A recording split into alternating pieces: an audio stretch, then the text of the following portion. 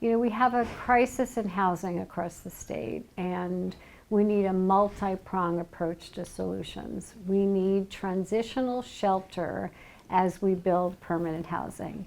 And building permanent housing usually takes 3 to 5 years once the money hits. If you're a nonprofit and you're trying to build housing, it just takes a while. So as we're building more housing, which is really the most important thing, we would rather move people from their cars into a home rather than have to go into shelter, but we don't have enough housing. And in the last year, couple of years especially, the price of rental units has just devastated families. They can't keep up with the rent.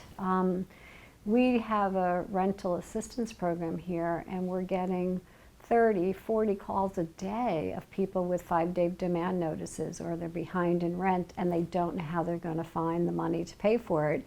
And it's not unusual for people being told that their rent is going up 10, 15% because the landlords can make that kind of money. We don't have rent control in our state, so there's no protection for families that are living paycheck to paycheck.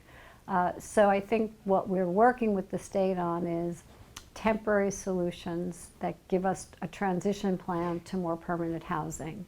And we don't want people to be sleeping in tents, and people are not sleeping in tents because they choose to. They have no place else to go. They don't feel safe, for many of them, in large shelters. And we don't have enough shelter beds. We have tons of people, about 1,000 people, waiting to get a shelter bed.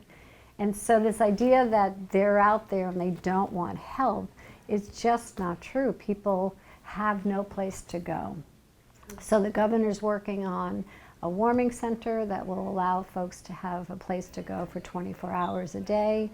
We're all working together. And the other piece of it is that the nonprofits are carrying the weight of this crisis, and we're struggling to keep staff, to keep our ability to continue to support all the people in need, but the need has never been so great.